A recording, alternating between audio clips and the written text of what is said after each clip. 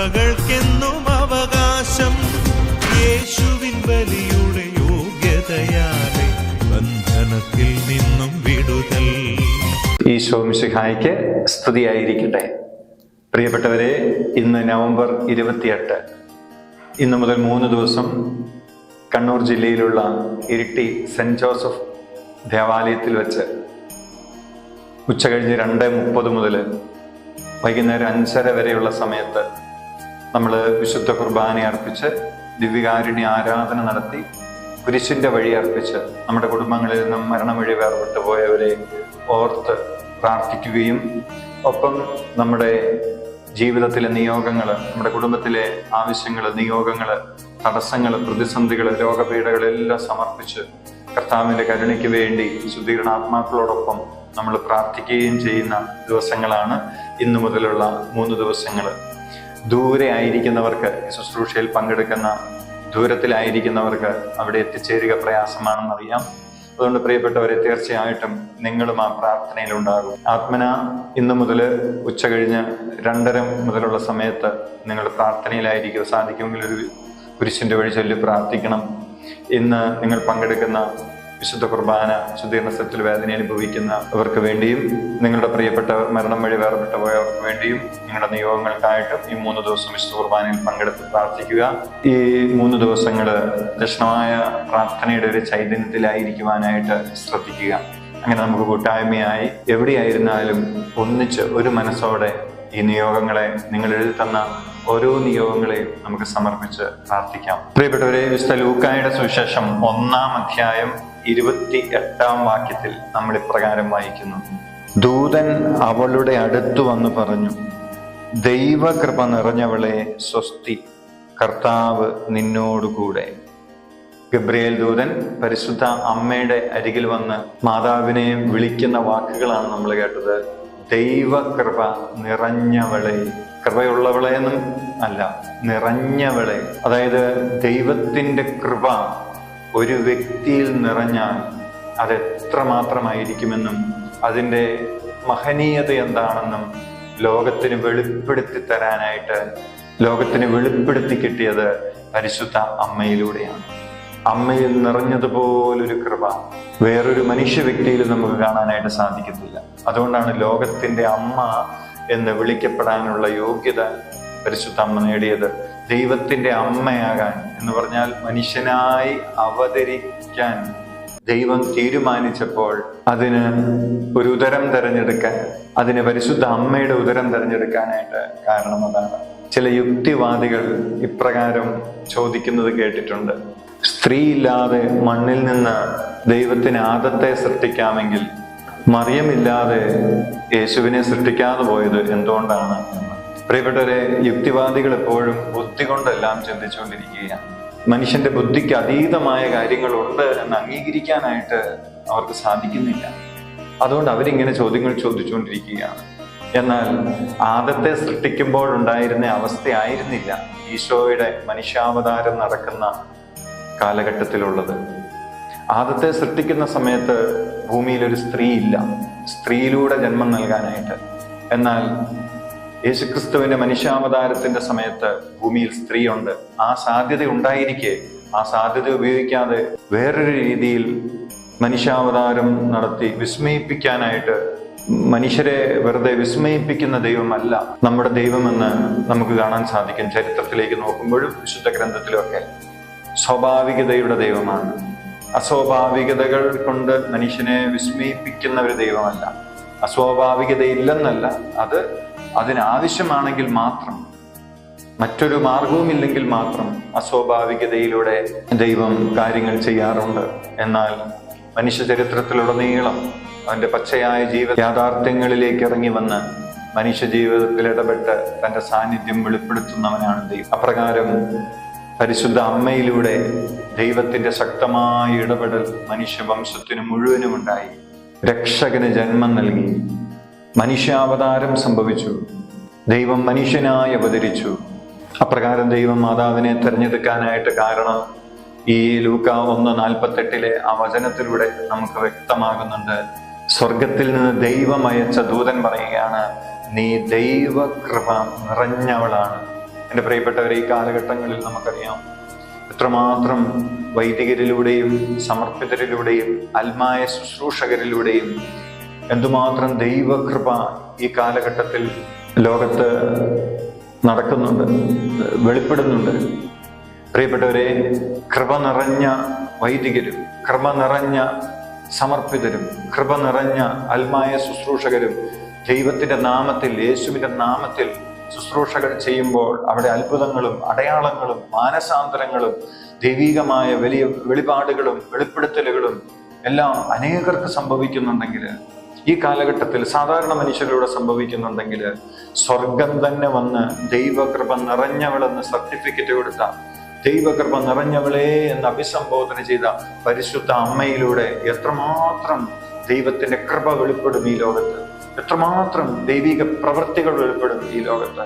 പരിശുദ്ധ അമ്മയെ അംഗീകരിക്കാൻ സാധിക്കാത്ത പ്രൊട്ടസ്റ്റന്റ് സഭാ വിഭാഗക്കാർക്കും അതുപോലെ യുക്തിവാദികൾക്കും നിരീശ്വരവാദികൾക്കൊക്കെ ഇതെന്തുകൊണ്ടാണ് മനസ്സിലാകാത്തതെന്ന് എത്ര ചിന്തിച്ചിട്ടും എനിക്ക് മനസ്സിലാവുന്നില്ല. മാതാവിന്റെ പരിശുദ്ധി ലോകത്തിന് മനസ്സിലാക്കാനാവില്ല. ജഡിക പ്രവണതകൾക്കനുസരിച്ച് ജീവിക്കുന്നവരെ സംബന്ധിച്ചിടത്തോളം ഇതൊക്കെ അപ്രാപ്യമായ കാര്യമാണ്. അല്ലെങ്കിൽ ഇതൊക്കെ ഉൾക്കൊള്ളാൻ, മനസ്സിലാക്കാൻ, അംഗീകരിക്കാനായിട്ട് അവരുടെ മനസ്സ് സമ്മതിക്കത്തില്ല. വാക്കുകൾക്ക് വെളിപ്പെടുത്താൻ പറ്റാത്തൊരു വിശുദ്ധി ആത്മാവിലും മനസ്സിലും ശരീരത്തിലും കാത്തു സൂക്ഷിച്ചവളാണ് പരിശുദ്ധ അമ്മ. കൃപയുടെ നിറവ് വെളിപ്പെടുത്തുന്നത് വാക്കുകളിലൂടെയോ സ്വർഗത്തിൽ നിന്ന് വന്ന ദൂതന്റെ വചനത്തിലൂടെയോ അല്ല, മറിച്ച് ആ ജീവിതത്തിലൂടെയായിരുന്നു. പരിശുദ്ധ അമ്മയുടെ ജീവിതത്തിലുടനീളം നിറഞ്ഞു നിന്ന പ്രതിസന്ധികള്, തെറ്റിദ്ധാരണകള്, വലിയ സഹനങ്ങള്, ഈ സമയത്തെല്ലാം പരിശുദ്ധ അമ്മ കാത്തു സൂക്ഷിച്ച ശാന്തതയും ധീരതയും കൃപയുടെ വെളിപ്പെടുത്തലുകളായിരുന്നു. കുരിശിൽ പ്രിയമകൻ ചോരവാർന്ന് പിടഞ്ഞു മരിക്കുമ്പോൾ, പ്രിയപ്പെട്ടവരെല്ലാം അകന്നുപോയപ്പോഴും ശാന്തമായി ആ കുരിശിന്റെ ചുവട്ടിൽ നിൽക്കുന്ന പരിശുദ്ധ അമ്മ, ദൈവപുത്രൻ കുരിശിൽ പിടഞ്ഞു മരിക്കുമ്പോൾ ഭൂമി ഇളകി, പക്ഷേ ഇളകാതെ നിന്നവൾ പരിശുദ്ധ അമ്മ. പ്രിയപ്പെട്ടവരെ, കൃപ നിറയാതെ ഏത് സ്ത്രീക്ക് സാധിക്കും ഇപ്രകാരം ഇളകാതെ നിൽക്കാൻ, തളരാതെ നിൽക്കാൻ? ദൈവകൃപയുടെ സമൃദ്ധി പരിശുദ്ധ അമ്മയിൽ എത്രമാത്രം ഉണ്ടെന്ന് വെളിപ്പെടുത്തുന്ന നിമിഷങ്ങളായിരുന്നു പരിശുദ്ധ അമ്മയുടെ ജീവിതത്തിലുണ്ടായ സഹനങ്ങളുടെ നിമിഷങ്ങൾ. പ്രിയപ്പെട്ടവരെ, നമ്മളുടെ ജീവിതത്തിലെല്ലാം എത്രമാത്രം കൃപയുണ്ടെന്ന് വെളിപ്പെടുത്തുന്നത് നമ്മുടെ ജീവിതത്തിലേക്ക് പ്രതിസന്ധികളും പ്രശ്നങ്ങളും സഹനങ്ങളും വേദനകളും തകർച്ചകളും ഒറ്റപ്പെടലുകളും തെറ്റിദ്ധാരണകളും മനുഷ്യബുദ്ധിക്ക് ഉൾക്കൊള്ളാനാവാത്ത ജീവിത സാഹചര്യങ്ങളൊക്കെ വരുമ്പോൾ നമ്മൾ അതിനെ എപ്രകാരം നേരിടുന്നു എന്നതിനെ ആശ്രയിച്ചാണ് നമ്മളിലെ കൃപ എത്രമാത്രമുണ്ടെന്ന് വെളിപ്പെടുക. പ്രിയപ്പെട്ടവരെ, നമ്മളുടെ കുറവുകളെ നമുക്ക് മനസ്സിലാക്കാം, കൃപ നിറയാൻ വേണ്ടി പ്രാർത്ഥിക്കാം. പരിശുദ്ധ അമ്മയിൽ നിറഞ്ഞതുപോലെ കൃപ, ദൈവകൃപ നമ്മളിൽ നിറയാൻ വേണ്ടിയാണ് നമ്മൾ പ്രാർത്ഥിക്കുന്നതും നമ്മൾ വിശുദ്ധ കുർബാനയിൽ പങ്കെടുക്കുന്നതും ആരാധിക്കുന്നതും നോമ്പ് നോക്കുന്നതും ഉപവസിക്കുന്നതും എല്ലാം ഈ കൃപ നിറയാനാണ്. ഈ കൃപ നമ്മളിൽ നിറഞ്ഞു കഴിയുമ്പോൾ നമ്മളുടെ ഈ ലോക ജീവിത കാലഘട്ടത്തിൽ നമുക്കുണ്ടാകുന്ന പ്രതിസന്ധികള്, പ്രശ്നങ്ങള്, പ്രലോഭനങ്ങള്, ഇതിനെല്ലാം അതിജീവിച്ച് മുന്നോട്ട് പോകാനായിട്ട് നമുക്ക് കരുത്ത് ലഭിക്കും. ദൈവത്തിന്റെ കൃപയാൽ, by the grace of God, ദൈവത്തിന്റെ കൃപയാൽ എല്ലാം സാധ്യമാകുന്ന ഒരു അനുഭവം നമ്മുടെ ജീവിതത്തിലേക്ക് കടന്നു വരും. നമ്മുടെ മുന്നിലേക്ക് നോക്കുമ്പോൾ തടസ്സങ്ങളാകാം, ഇരുട്ടാകാം, പ്രതിസന്ധിയാകാം, എന്ത് ചെയ്യണമെന്നറിയാതെ നിൽക്കുകയാണ്. പക്ഷെ കൃപ നിറഞ്ഞാൽ അതിനെ അതിജീവിച്ച് മുന്നോട്ട് പോകാനുള്ള വലിയ ശക്തി, വലിയ ധീരത, വലിയ ശാന്തത നമ്മുടെ ജീവിതത്തിലേക്ക് കടന്നു വരുന്നത് നമുക്ക് അനുഭവിക്കാനായിട്ട് സാധിക്കും. അതുകൊണ്ട് ഇപ്പോൾ നമ്മളായിരിക്കുന്ന അവസ്ഥ എന്തായിരുന്നാലും നമ്മുടെ ഈ അവസ്ഥ പരിശുദ്ധ അമ്മയുടെ കരങ്ങളിലേക്ക് നമുക്ക് കൊടുക്കാം. കുരിശിൻ ചുവട്ടിൽ നിന്ന പരിശുദ്ധ അമ്മയെ നമുക്ക് ലോകത്തിന് മുഴുവനും അമ്മയായി തന്ന ഈശോ ഇതാ ഇന്ന് അമ്മയിലൂടെ നമ്മൾ സമർപ്പിക്കുന്ന പ്രാർത്ഥനകളെ തീർച്ചയായിട്ടും സ്വീകരിക്കും. കാരണം ഇതാ നിന്റെ അമ്മ എന്ന് പറഞ്ഞു തരുമ്പോൾ അമ്മയിൽ ആശ്രയിക്കാൻ വേണ്ടിയാണ്. അമ്മയിൽ ആശ്രയിച്ച് നമ്മൾ നടത്തുന്ന പ്രാർത്ഥനകൾ ദൈവത്തിന് സ്വീകാര്യമാണ്. ദൈവം തന്നെ അമ്മയായി തിരഞ്ഞെടുത്തവൾ, ദൈവം തന്നെ ഇതാ അമ്മ എന്ന് പറഞ്ഞ് തന്നവൾ, അവളെ നമ്മൾ ആശ്രയിച്ച് ആ അമ്മയെ സ്നേഹിച്ച് ബഹുമാനിച്ച് ആദരിച്ച് ജീവിക്കുമ്പോൾ ആ അമ്മയിലൂടെ തന്നെ കർത്താവ് നമുക്ക് കൃപ തരും എന്ന കാര്യത്തിൽ സംശയമില്ല. അതുകൊണ്ട് ഓരോ പ്രാർത്ഥന ചെല്ലുമ്പോഴും ഓരോ പുണ്യപ്രവൃത്തികൾ ചെയ്യുമ്പോഴും ഓരോ സഹനങ്ങളും വേദനകളൊക്കെ ഉണ്ടാകുമ്പോഴും പരിശുദ്ധ അമ്മയുടെ വിമല ഹൃദയത്തിലേക്ക് നമുക്കത് സമർപ്പിക്കാം. അപ്പോൾ അമ്മ എന്താ ചെയ്യാന്നറിയാമോ? അമ്മ അതിനെ അമ്മയുടെ വിമല ഹൃദയത്തിൻ്റെ യോഗ്യതകളാൽ അലങ്കരിച്ച് പുത്രനായ ഈശോയ്ക്ക് നൽകും. നമ്മൾ ചെയ്യുന്ന പ്രാർത്ഥനയിൽ കുറവുണ്ടാകാം, നമ്മുടെ ജീവിതത്തിൽ തെറ്റുകളും കുറ്റങ്ങളും പോരായ്മകളും ഏറെ ഉണ്ടാകാം. പക്ഷേ പരിശുദ്ധ അമ്മയുടെ വിമല ഹൃദയത്തിലേക്ക് സമർപ്പിക്കുമ്പോൾ കാനായിലെ കല്യാണ വിരുന്നിനൊരു കുറവ് വന്നപ്പം അമ്മ മാധ്യസ്ഥം വഹിച്ച് അവിടെ എല്ലാം മനോഹരമാക്കി തീർത്തതുപോലെ ആ വിരുന്ന് കൂടുതൽ വീര്യമുള്ള വീര്യം വിളമ്പി അവിടെ ഉണ്ടായിരുന്നവർക്ക് സന്തോഷം പകരാനായിട്ടാണ് വന്നതുപോലെ കൂടുതൽ മനോഹരമാക്കി നമ്മുടെ പ്രാർത്ഥനകളെ, നമ്മുടെ ജീവിതത്തെ ദൈവകരങ്ങളിലേക്ക് പരിശുദ്ധ അമ്മ സമർപ്പിക്കും. ഒരിക്കലൊരു കർഷകൻ തനിക്കുണ്ടായ വിളവുകളിൽ ഏതാനും ഉൽപ്പന്നങ്ങളുമായി രാജാവിനെ കാണാനായിട്ട് വരികയാണ്. മുഷിഞ്ഞ വസ്ത്രമാണ്, ക്ഷീണിച്ച ശരീരമാണ്, കൊണ്ടുവന്നിരിക്കുന്നത് ഒരു പഴഞ്ചൻ സഞ്ചിയിലാണ് സാധനങ്ങൾ കൊണ്ടുവന്നത്. ഈ കർഷകൻ ദൂരെ നിന്ന് കടന്നു വരുന്നത് ആ കൊട്ടാരത്തിൽ രാജ്ഞി കണ്ടു. നല്ല പരിചയമുള്ള കർഷകനാണ്. ഓടിച്ചെന്ന് കർഷകൻ കൊണ്ടുവന്ന സാധനങ്ങൾ ഈ രാജ്ഞി എടുത്തിട്ട് മനോഹരമായൊരു തളികയിൽ വെച്ച് കൊടുത്തു. ആ തളികയിൽ വെച്ച് കൊട്ടാരത്തില് രാജാവിൻ്റെ അടുത്ത് കൊണ്ടുപോയി കൊടുത്തു. അപ്പോൾ രാജാവിനത് വലിയ സ്വീകാര്യമായിട്ട് മാറി. ഇതുപോലെ തന്നെ എൻ്റെ പ്രിയപ്പെട്ടവരെ, നമ്മുടെ ജീവിതത്തിൻ്റെ കുറവുകളും പോരായ്മകളും ഒക്കെ ആയിട്ട് നമുക്ക് അമ്മയെ സമീപിക്കാം. അമ്മേ, എൻ്റെ ആശ്രയമേ എന്ന് കുഞ്ഞുനാളിൽ നമ്മുടെ അമ്മമാർ നമ്മളെ പഠിപ്പിച്ചിട്ടില്ലേ? ആ ആശ്രയബോധം നമുക്ക് നഷ്ടപ്പെടുത്താതിരിക്കാം. നമ്മുടെ ബുദ്ധി അതിന് തടസ്സമാകാതിരിക്കട്ടെ. നമ്മുടെ ജീവിതത്തിൽ നമുക്ക് ലഭിച്ച അറിവുകളും നമ്മുടെ ഉയർച്ചയും ഒന്നും അമ്മയിൽ ആശ്രയിക്കുന്നതിന് തടസ്സമാകാതിരിക്കട്ടെ. എളിമയോടെ, സ്നേഹത്തോടെ പരിശുദ്ധ അമ്മയുടെ വിമല ഹൃദയത്തിലേക്ക് നമുക്ക് കടന്നെല്ലാം. പരിശുദ്ധ അമ്മയെക്കുറിച്ച് നമ്മളൊരു പാട്ടിൽ പാടുന്നത് കേട്ടിട്ടുണ്ട്. സ്വർഗവും ഭൂമിയും കൂട്ടി വിളക്കും യാക്കോബിൻ ഗോവണി നീ എന്ന്. യാക്കോബ് ദർശനത്തിൽ കണ്ട ആ ഗോവണി സത്യത്തിൽ പരിശുദ്ധ അമ്മയല്ലേ? ഭൂമിയിൽ നിന്നും സ്വർഗത്തിലേക്കുള്ള വാതിൽ തുറക്കാനായിട്ട്, മനുഷ്യനായി ദൈവം അവതരിക്കാനായിട്ട് ഉദരം കൊടുത്തവൾ, പരിശുദ്ധിയോടെ തൻ്റെ ജീവിതത്തെ കാത്തു സൂക്ഷിച്ച് ദൈവകൃപ നിറഞ്ഞ് ദൈവപുത്രന് ജന്മം നൽകാനായിട്ട് തൻ്റെ ഉദരത്തെ ഒരുക്കിയവൾ. അവളാണ് സ്വർഗത്തിലേക്കുള്ള മനുഷ്യന് കടന്നു ചെല്ലാനുള്ള ഗോവണിപ്പടി. പരിശുദ്ധ അമ്മയിലൂടെ സ്വർഗത്തിലേക്ക് നമുക്ക് പോകാം, ഈശോയിലേക്ക് നമുക്ക് അടുക്കാം. സ്വർഗത്തിൻ്റെയും ഭൂമിയുടെയും രാജ്ഞിയായ പരിശുദ്ധ അമ്മയുടെ കരങ്ങളിലേക്ക് നമ്മുടെ കുടുംബങ്ങളിൽ നിന്നും മരണം വഴി വേർപെട്ടു പോയ എല്ലാവരെയും നമുക്ക് സമർപ്പിച്ച് പ്രാർത്ഥിക്കാം. എല്ലാ ആദ്യ ശനിയാഴ്ചകളിലും പരിശുദ്ധ അമ്മ ശുദ്ധീകരണ സ്ഥലത്തിറങ്ങി അവിടെ നിന്ന് ആത്മാക്കളെ രക്ഷിച്ച് സ്വർഗത്തിലേക്ക് കൊണ്ടുപോകുന്നതായിട്ട് നമ്മുടെ പാരമ്പര്യത്തിൽ വിശ്വാസമുണ്ട്. നമുക്ക് ശുദ്ധീകരണ സ്ഥലത്തിൻ്റെയും രാജ്ഞിയായ പരിശുദ്ധ അമ്മയുടെ കരങ്ങളിലേക്ക് നമ്മുടെ കുടുംബങ്ങളിൽ നിന്ന് മരണം വഴി വേർപെട്ടു പോയ എല്ലാവരെയും സമർപ്പിച്ച് നമുക്ക് പ്രാർത്ഥിക്കാം. പരിശുദ്ധ അമ്മയോടൊപ്പം, സ്വർഗത്തിലെ എല്ലാ വിശുദ്ധരോടൊപ്പം, പരിശുദ്ധ കത്തോലിക്ക സഭയോടൊപ്പം, ഇപ്പോൾ ഭൂമിയിൽ അർപ്പിച്ചുകൊണ്ടിരിക്കുന്ന വിശുദ്ധ കുർബാനകളോടൊപ്പം നമുക്ക് കർത്താവിനെ ആരാധിച്ചു മഹത്വപ്പെടുത്താം. Hallelujah, hallelujah, hallelujah.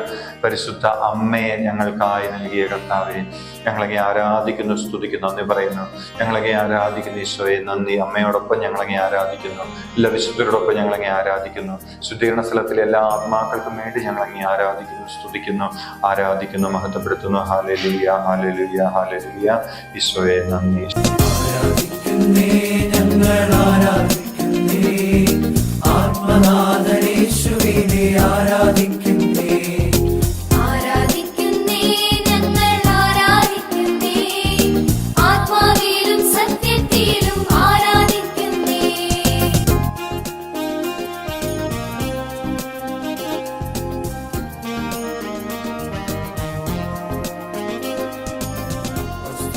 രാത്രികാലെ ആരാധിച്ചപ്പോൾ ചങ്ങല പൊട്ടി ബന്ധിതരെല്ലാം മോചിതരായല്ലോ.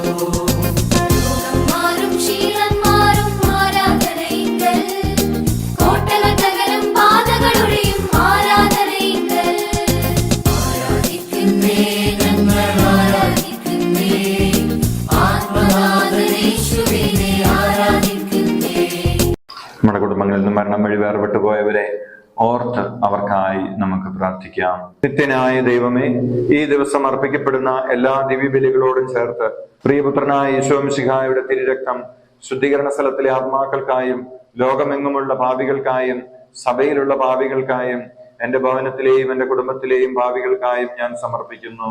ആമേൻ. മരിച്ച വിശ്വാസികളുടെ ആത്മാക്കൾ തമ്പുരാന്റെ അനുഗ്രഹത്താൽ മോക്ഷത്തിൽ ചേരുവാൻ ഇടയാകട്ടെ. നിത്യപിതാവേ, ഈശോ മിശിഹാ കർത്താവിന്റെ വിലതീരാത്ത തിരിച്ചവരെ കുറിച്ച് അവരുടെ മേൽ കൃപയുണ്ടാകണമേ. സ്വർഗസ്ഥനായ ഞങ്ങളുടെ പിതാവേ, അങ്ങയുടെ നാമം പൂജിതമാകണമേ. അങ്ങയുടെ രാജ്യം വരണമേ. അങ്ങയുടെ തിരുമനസ് സ്വർഗത്തിലെ പോലെ ഭൂമിയിലുമാകണമേ. അന്നു വേണ്ടി ആഹാരം നീ ഞങ്ങൾക്ക് തരണമേ.